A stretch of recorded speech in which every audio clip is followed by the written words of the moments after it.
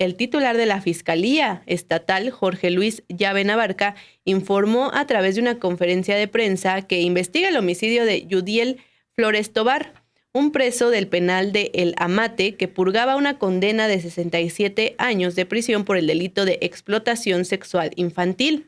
Yudiel Flores Tobar era conocido porque era un supuesto youtuber, hablando de otro que usaba el seudónimo de El Coyote Consentido, y fue detenido en 2021 por la Fiscalía. El fiscal informó que la necropsia determinó como causa de muerte asfixia mecánica por estrangulamiento, por lo que se descartó el suicidio como se pensó en un inicio al ser hallado sujetado en una cuerda en su celda.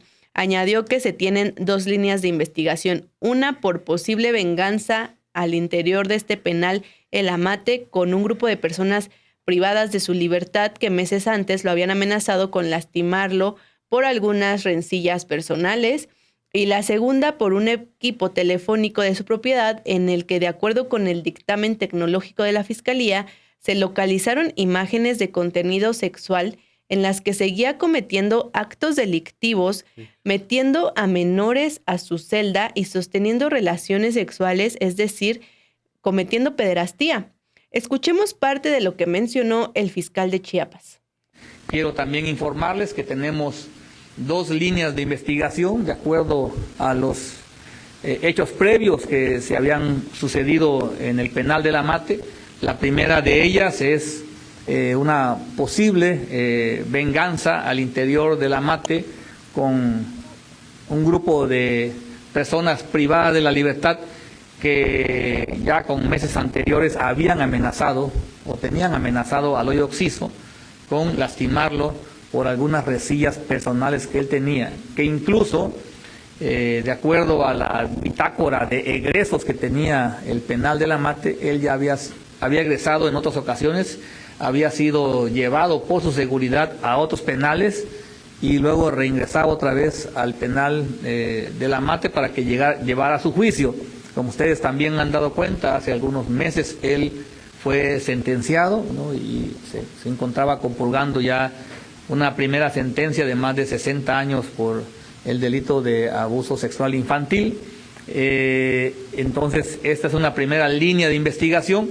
Una segunda línea de investigación que también estamos apenas iniciando es el hallazgo que se dio el día de ayer al interior de la celda de El Hoyo Oxiso, donde se encontró un equipo telefónico propiedad de él y se encontraron imágenes de acuerdo a al dictamen tecnológico, imágenes de contenido sexual donde El Hoyo Oxiso seguía manteniendo este tipo de incidente delictivo de meter menores al interior de su celda y sostener relaciones sexuales con menores.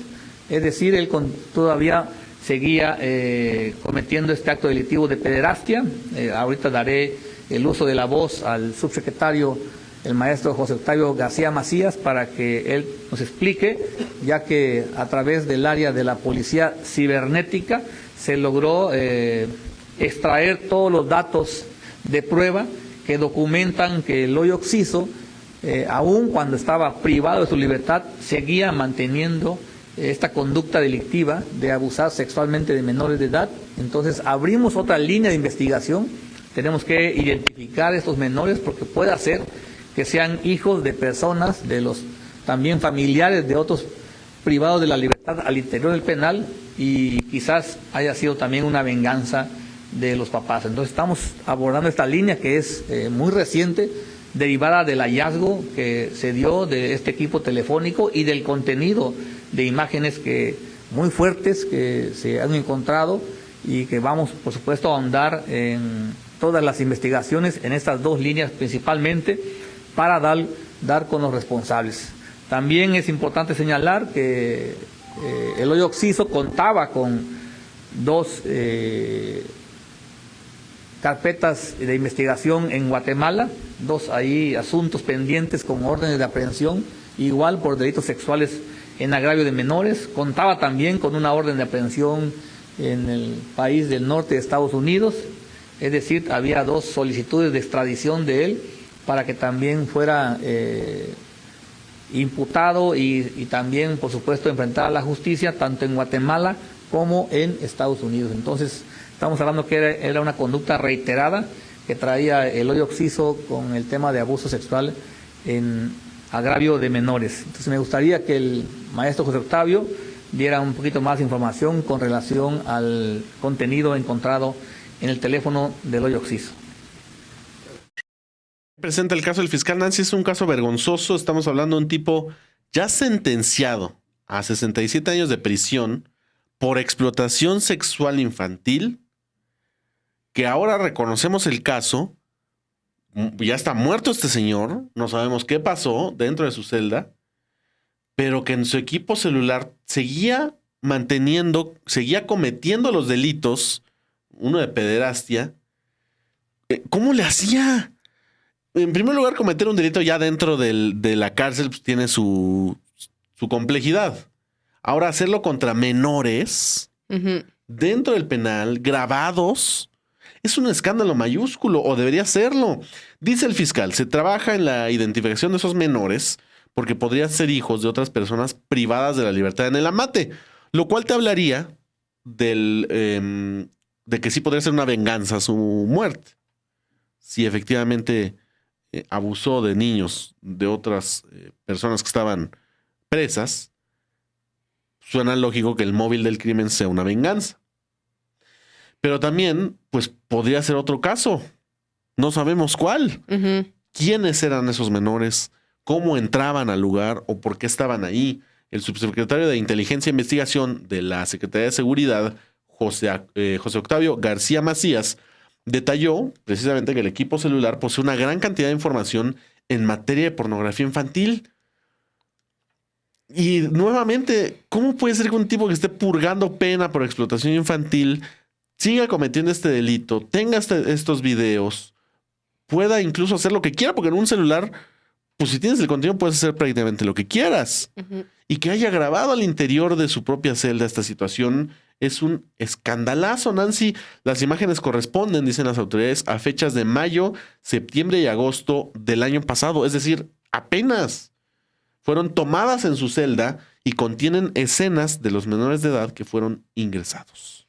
Sí, el caso, en enero del 2023, un juez del penal de El Amate le dictó esta sentencia condenatoria, primero por 23 años por el delito de trata de personas en las modalidades de elaboración y difusión de pornografía infantil, hechos ocurridos en Comitán, Chiapas.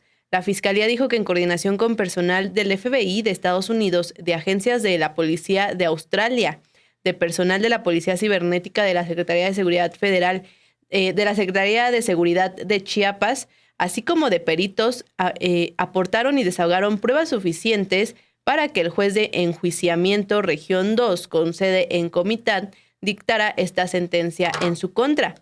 El 14 de febrero apenas de este año, otro juez de control le dictó una segunda sentencia condenatoria, en primera instancia por el delito de trata de personas en la modalidad de difusión de pornografía infantil.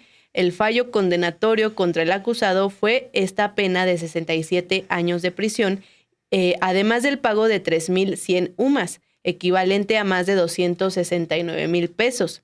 En redes sociales, Yudiel Flores Tobar vendía su imagen como la de una activista. Pues ahí tiene, lamentable lo que sucedió allá en Chiapas, en este penal de El Amate. Como dices, Manu, o sea, estaba preso, al menos desde antes de enero del 2023, se realizó un gran operativo, incluido el FBI, Policía de Australia, para identificarlo.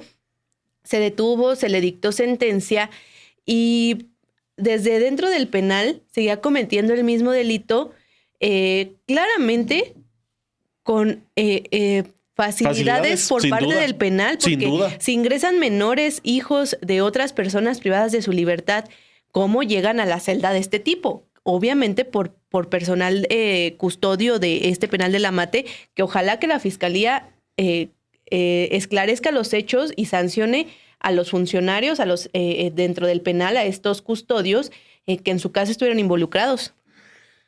Es un caso, híjole, muy complejo porque justamente tiene todos los componentes de que participaba mucha gente, Nancy. No puedes grabar a menores de edad siendo abusados por este tipo que está encarcelado sin la ayuda de mucha gente. Y la autoridad en Chiapas tiene que responder quiénes eran los que le permitían esto, quiénes sabían y no hicieron nada. Y también, pues si tenía el celular y tenía acceso a esta capacidad, ¿por qué tenía acceso si es un tipo condenado por estos delitos? Y además de todo, ¿hasta dónde llega? ¿Hasta dónde llega pues yo la llamaría ya una conspiración, como le dicen los estadounidenses, porque debe haber involucrado a mucha gente y mucha gente de poder. Porque este tipo de cosas solo ocurre, como dices, precisamente, si hay la anuencia de esa gente con poder. Porque si no, pues no podría ni salir a caminar al solecito. Y estamos hablando de un caso gravísimo, y que es un caso, que es el colmo, que solo nos enteramos porque lo mataron. No sabemos si por venganza o por error o porque alguien iba a cantar o él mismo iba a decir algo. No sabemos todavía. Entonces, pues es un escándalo mayúsculo del que nos enteramos precisamente por su muerte. En unos días en los que también hablábamos de este señor, el acusado de varios feminicidios aquí en la Ciudad de México, Miguel N., que también de repente va a tener una audiencia muy importante, se muere, todavía no sabemos por qué. Hay reportes de que llamó la semana pasada a las familias de estas mujeres para burlarse. Hoy hay otros reportes, por ejemplo, de que el tipo había pedido libros para leer en la cárcel de asesinos seriales. Entonces, ¿qué está pasando? Esa es la pregunta que nos hacemos.